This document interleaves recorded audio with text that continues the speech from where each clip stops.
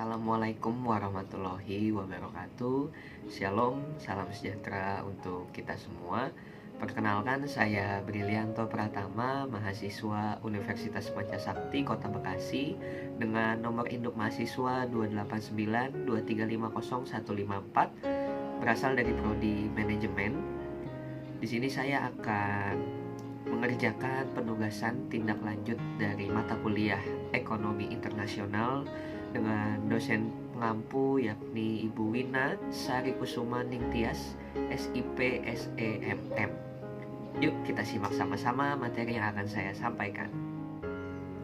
Oke, jadi saat ini saya akan menyampaikan materi mengenai apa itu peranan ekonomi luar negeri dalam perekonomian Indonesia, yang saat ini kita tahu sama-sama telah terjadi gejolak dinamika politik luar negeri antara Amerika atau Sekutu Barat dengan Sekutu Timur, ya, seperti Rusia, Iran, Korea Utara, China, dan negara-negara aliansinya. Ini menjadi hal yang menarik ya untuk kita sama-sama ketahui bahwa Indonesia merupakan salah satu negara yang seksi di mata perdagangan dunia. So, mari kita simak sama-sama teman-teman. Tujuan instruksional khusus. Jadi setelah membaca dan mempelajari materi yang akan saya sampaikan ini, diharapkan para mahasiswa-mahasiswi mampu memahami dengan baik ya tentang yang pertama, devisa, kemudian yang kedua, ekspor migas dan non-migas, dan setelah itu yang terakhir mengenai impor dan substitusi impor. Jadi ketika kita tinjau dari perspektif ekonomi internasional, Indonesia merupakan salah satu kekuatan ekonomi terbesar ya, yang utama di dunia, khususnya di Asia Tenggara teman-teman. Dan untuk di skop wilayah Asia sendiri kita menempati posisi ketiga setelah Cina dan India ya. Menakjubkan ya. Jadi secara konseptual kerjasama bidang ekonomi antar negara sangat diperlukan karena tidak hanya akan meratakan dan menyeimbangkan kondisi perekonomian di negara tersebut. Ya, sebelum lebih lanjut kita akan mengetahui terlebih dahulu apa itu devisa ya teman-teman. Jadi devisa adalah kekayaan suatu negara dalam bentuk mata uang asing yang berguna sebagai alat pembayaran internasional dan bersifat convertible atau mudah dipertukarkan. Bentuk devisa misalnya seperti semua valuta asing yang mempunyai daftar kurs resmi di bank sentral, emas, wesel asing, dan lain-lain. Pengertian devisa paling tidak mencakup dua hal teman-teman, yaitu saldo bank dalam valuta asing yang mempunyai catatan kurs dari BI. Valuta asing lainnya tidak termasuk uang logam yang mempunyai catatan dari BI. Nah, BI ini merupakan bank sentral yang bertanggung jawab atas pengaturan administrasi sistem perbankan di Indonesia dan juga yang bertanggung jawab atas penggunaan atau pengaturan lalu lintas devisa. Mungkin ada yang belum tahu BI ya, jadi BI ini adalah Bank Indonesia teman-teman, bank sentralnya negara kita. Oke, selanjutnya kita akan mengetahui valuta asing ya. Jadi valuta asing ini diperlukan untuk apa sih teman-teman? Yang pertama, sumber pendapatan negara yang kemudian digunakan dalam membiayai pembangunan di berbagai bidang. Selanjutnya yang kedua, mengimpor barang konsumsi, bahan baku, industri dan sektor produksi lainnya, peralatan dan perlengkapan seperti misalnya barang modal, perlengkapan, pertahanan keamanan dan sebagainya. Kemudian yang ketiga, melunasi jasa pihak asing seperti jasa perbankan, asuransi pelayanan, penerbangan, perekayasaan, wisatawan Indonesia, dan sektor jasa lainnya. Kemudian yang keempat, melunasi utang luar negeri atau sebagai alat pembayaran cicilan utang luar negeri ya, khususnya bunga. Dan yang kelima, pembayaran jasa dari perusahaan asing seperti jasa angkutan, jasa perbankan, dan perekayasaan atau consulting dan engineering. Nah, teman-teman bisa kita lihat sama-sama di tabel yang saya tampilkan cadangan devisa Indonesia ya, sedari Januari 2001 sampai sejauh ini Agustus 2020 ya. Bahwa ketika pada tahun pertama itu masih sekitar 50 miliar US dollar kurang ya, teman-teman. Kemudian meningkat sedikit demi sedikit Januari 2005, kemudian Januari 2010 menyentuh angka kurang lebih 75 miliar US dollar, dan ketika 2015 itu sudah hampir menyentuh 100, 120, 130 miliar US dollar ya teman-teman, dan puncaknya di Januari 2020 itu hampir mendekati 150 ya, mungkin tepatnya sekitar 130-140 miliar US dollar teman-teman. Jadi ada peningkatan ya dari dulu 2000 sampai sekarang 2020. Nah, selanjutnya yang pertama kita perlu mengetahui ya, Official Foreign Exchange Reserve, yakni ialah cadangan devisa milik negara yang dikelola, diurus dan ditata usahakan oleh bank sentral. Bank sentral apa? BI. Kemudian yang kedua, Country Foreign Exchange Reserve, yaitu mencakup seluruh devisa yang dimiliki badan, perseorangan, lembaga, terutama lembaga keuangan ya teman-teman, yakni yang secara moneter merupakan bagian dari kekayaan nasional. Jadi devisa menurut sumber dibagi menjadi dua, yaitu ada devisa kredit, devisa yang berasal dari kredit pinjaman luar negeri, dan devisa umum, yaitu devisa yang berasal dari sumber lain selain kredit seperti ekspor, penyelenggaraan jasa, dan penerimaan bunga modal. Menurut wujudnya, devisa dibagi dua jenis teman-teman, yaitu devisa kartal, yaitu devisa dalam wujud uang logam, dan uang kertas. Devisa jiral adalah devisa yang berwujud surat-surat berharga, misalnya Wesel check, cek perjalanan atau traveler's check, dan IMO, International Money Order. Nah, kita tiba saatnya mempelajari mengenai apa itu ekspor migas dan non-migas. Jadi ekonomi luar negeri Indonesia memegang peranan sangat penting. Oleh karena itu dari kegiatan itu dapat diperoleh devisa untuk pembiayaan pembangunan dalam negeri. Perolehan devisa yang paling dominan adalah bersumber dari hasil ekspor barang dan jasa. Dalam hal ini dikenal dengan istilah populer yang terdiri dari dua kelompok teman-teman, yaitu minyak dan gas bumi migas, dan bukan minyak saja gitu ya, dan gas bumi ya, ada yang non migas seperti itu. Nah, dari aspek eksternal, melemahnya kurs bisa meningkatkan daya asing ekspor Indonesia. Namun pengaruh ekspor akan berkurang karena produk non migas Indonesia di luar komunitas migas masih tinggi ketergantungannya kepada bahan baku impor. Dalam jangka pendek, faktor permintaan pasar dunia dan harga komoditas akan lebih mempengaruhi kinerja ekspor. Sedangkan faktor memperbaiki daya saing non migas Indonesia menjadi isu penting di jangka pendek dan menengah.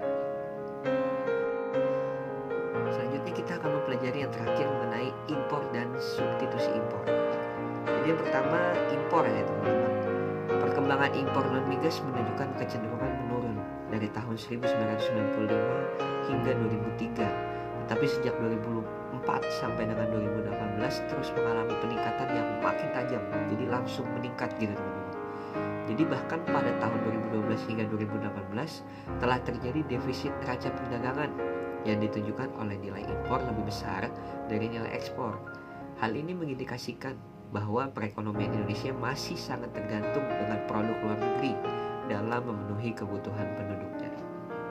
Ya, sambil teman-teman mungkin melihat tabel, sambil juga saya menjelaskan sedikit ya teman-teman, bahwa Indonesia sangat ketergantungan impor dari dulu teman-teman. Maka dari itu mungkin kita sering mendengar istilah berdikari yang berdiri di atas kaki sendiri. Bagaimana caranya negara kita harus bisa ekspor daripada impor. Bahkan teman-teman bayangkan ya, kita yang terkenal mungkin dengan sistem negara atau istilah negara agraria yang artinya banyak sawahnya ya, banyak lahannya, itu pun kita masih suka impor beras teman-teman dari Thailand, Filipina, dan negara-negara tetangga lainnya ya. Ibarat kata teman-teman mau taruh di mana muka kita gitu ya. Ya, itu tugas kita sama-sama sebagai generasi milenial dan Gen Z untuk sama-sama menciptakan sumber daya manusia yang unggul ya teman-teman, agar kita dapat mengurangi impor tersebut. Selanjutnya ada substitusi impor. Jadi ada beberapa manfaat positif yang diperoleh dari kebijakan substitusi impor teman-teman. Antara lain yang pertama, mengurangi ketergantungan pada impor. Kemudian yang kedua, memperkuat sektor industri. Pengembangan sektor industri diperlukan juga nih teman-teman untuk memperkuat perekonomian. Salah satu jalan dengan mempercepat pembangunan industri adalah substitusi impor atau yang kita kenal dengan istilah SI, di mana pemerintah memberikan fasilitas yang memperbesar minat dan kemampuan swasta untuk berinvestasi. Kemudian yang ketiga, memperluas kesempatan kerja. Jadi bertumbuhnya sektor industri juga dapat memperluas kesempatan kerja teman-teman. Dengan demikian tenaga kerja yang melimpah di sektor pertanian akan diserap oleh sektor industri tanpa mengurangi kuantitas output sektor pertanian devisa. Jadi penghematan devisa akan berarti memperbaiki neraca pembayaran. Perbaikan neraca pembayaran umumnya dilihat dari surplus neraca perdagangan atau menurunnya defisit neraca perdagangan karena impor makin mengecil. Ya, kesimpulan dari materi yang saya sampaikan adalah ekonomi luar negeri berperan penting bagi Indonesia sebagai mitra dagang, yakni ekspor-impor, investor, penyedia barang atau jasa ya, produsen dan konsumen, pemberi pinjaman, serta pertukaran tenaga ahli yang semuanya mendukung pertumbuhan ekonomi, penciptaan devisa, peningkatan output domestik, efisiensi sumber daya, dan stabilitas ekonomi nasional melalui kerjasama dan pemenuhan kebutuhan yang tidak tersedia di dalam negeri. Jadi secara keseluruhan teman-teman, interaksi dengan ekonomi luar negeri sangat vital dalam mendorong kemandirian dan daya saing ekonomi Indonesia di kancah global. Jadi mungkin teman-teman kita sama-sama tahu ya, saya berikan contoh ketika pada saat pemilihan presiden tahun 2019. Waktu itu incumbent yang sama-sama kita tahu Presiden Jokowi ya sangat diserang dengan isu pro asing ya, khususnya dengan negara China. Dan waktu itu oposisi pemerintah yang menjadi lawannya yakni Bapak Prabowo ya, presiden kita saat ini, pada saat itu beliau menyerang Presiden Jokowi dengan mengatakan bahwa kita terlalu diatur dengan asing. Seharusnya kita dapat berdiri sendiri tanpa mengandalkan impor yang berlebihan. Nah teman-teman, pemahaman seperti ini memiliki plus minusnya tersendiri ya. Jadi memang betul kita harus bisa berdiri di atas kaki kita sendiri. Bahkan kalau bisa banyak produk yang kita hasilkan sendiri. Tapi teman-teman, bukan berarti suatu negara, bahkan sekalipun Amerika yang kuat ya teman-teman, tidak mengandalkan perekonomian luar negeri. Pasti dia menjembatani, dia melakukan kerjasama dengan perdagangan asing, bahkan sekalipun dengan rivalnya sendiri, China ya, China, Korea Utara, Rusia. Pasti ada beberapa sektor industri yang Amerika lakukan untuk melakukan kerjasama. Jadi banyak hal atau banyak plus minus yang kita pelajari dari materi mengenai ini yang saya sampaikan. Tapi yang perlu kita ketahui bahwa Indonesia bisa menjadi negara kuat apabila ekspor kita lebih besar dibandingkan dengan impor kita teman-teman. Seperti itu ya. Terima kasih teman-teman untuk waktu dan kesempatan yang telah diberikan. Saya minta maaf apabila terdapat kekurangan penyampaian yang saya sampaikan secara materi yang tadi saya sampaikan kepada teman-teman. Saya minta like dan komen subscribe-nya juga ya teman-teman di bawah ini, supaya materi yang saya sampaikan dapat memotivasi kita bersama. Mungkin hanya itu yang dapat saya sampaikan. Wassalamualaikum warahmatullahi wabarakatuh. Shalom, salam sejahtera untuk kita semua.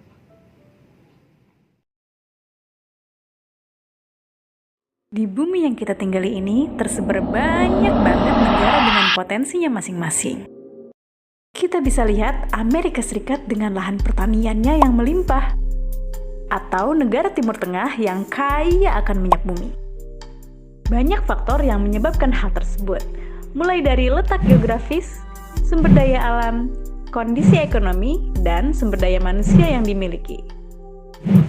Faktor-faktor ini juga tidak hanya memberikan potensi, tapi juga kekurangan-kekurangan yang tentunya menjadi masalah bagi setiap negara. Lalu, gimana sih caranya agar masalah itu bisa ditanggulangi? Gimana caranya negara-negara yang lahan pertaniannya sempit bisa memenuhi kebutuhan pangannya? Atau negara-negara yang justru hasil pertaniannya melimpah bisa lebih memaksimalkan potensinya itu? Ya, jawabannya adalah ekspor dan impor. Dengan ekspor, kita bisa menjual produk-produk yang melimpah di suatu negara. Dan dengan impor, suatu negara bisa mendatangkan kebutuhan-kebutuhan yang tidak terpenuhi dari negara lain. Lebih jauh lagi, ekspor bisa membantu mempertahankan tingkat lapangan kerja yang tinggi untuk negara-negara industri seperti Amerika Serikat. Pada tahun 2012, Amerika Serikat diperkirakan memiliki 4,9 juta orang yang terlibat dalam produksi barang atau jasa yang dijual ke negara lain. Selain itu, bagi banyak negara berkembang, ekspor juga bertujuan untuk mendapatkan uang agar bisa membiayai impor produk yang tidak bisa mereka produksi sendiri.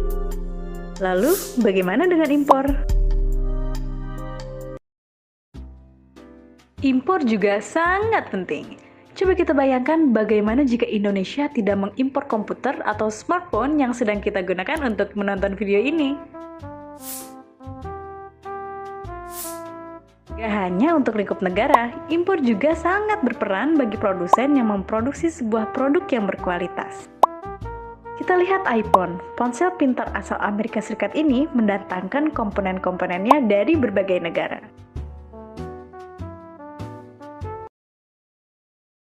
Tapi karena membuat uang negara keluar, impor ini selalu dianggap buruk dibandingkan ekspor yang bisa mendatangkan uang.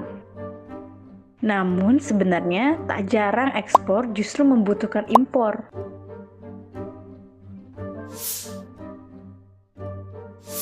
Tekstil di Indonesia misalnya, industri sebesar 150 triliun rupiah ini menyumbang 1,11% PDB nasional pada 2017 dan merupakan salah satu dari 10 eksportir terbesar di dunia. Angka itu hanya akan terwujud jika industri melakukan impor katun, mesin, serta teknologi pendukung dari negara lain. Jadi, seperti itulah peranan ekspor dan impor bagi suatu negara.